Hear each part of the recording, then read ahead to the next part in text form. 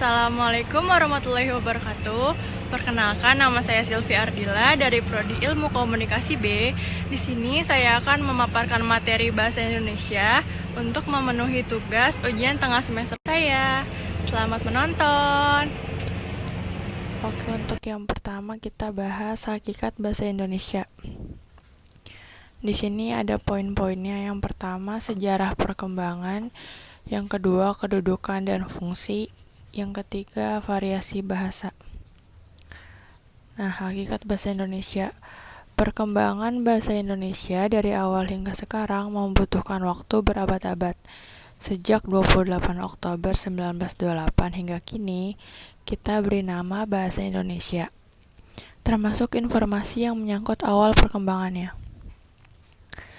Sejarah perkembangannya, pada abad ke-7 sampai dengan 9, Kerajaan Sriwijaya ditandai prasasti di Kedukan Bukit.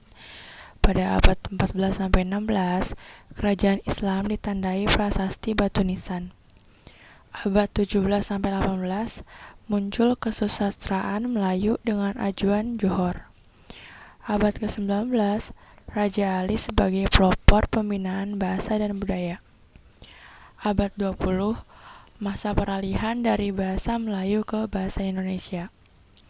Untuk yang terakhir, abad ke-21, Kongres Bahasa Indonesia 7, 9, dan 10. Yang kedua, kedudukan dan fungsi. Di sini kedudukan dan fungsinya itu ada teks Sumpah Pemuda dan Undang-Undang Dasar 1945. Nah, di sini ada fungsi bahasa Indonesia sebagai bahasa nasional.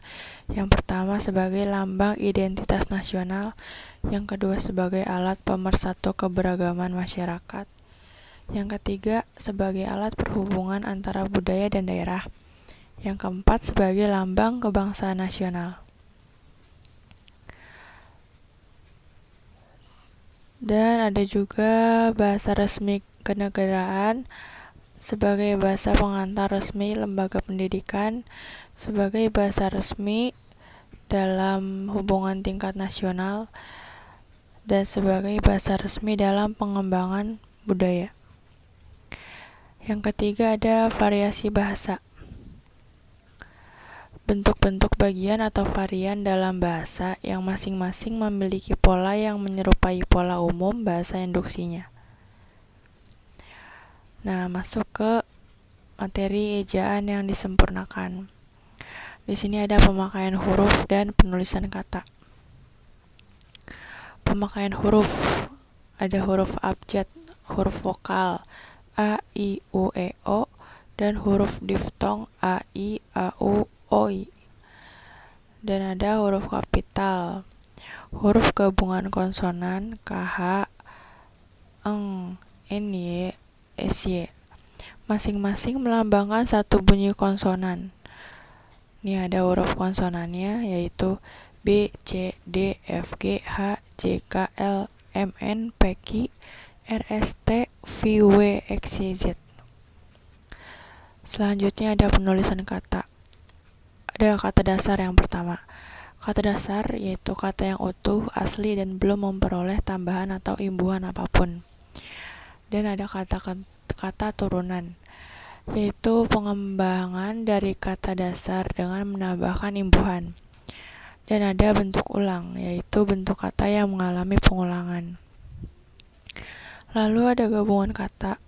Gabungan kata itu mendapat awalan dan akhiran serangkaian tanpa tanda hubung. Lalu ada suku kata atau silabel, yaitu unit pembentukan kata yang tersusun dari satu fonem atau urutan fonem. Ada lagi kata depan, di, ke, dan dari, yaitu menunjukkan keterangan tempat, waktu. Ada lagi partikel atau kata tugas yang hanya memiliki arti gramatikal tanpa arti leksikal. Ada juga angka dan bilangan.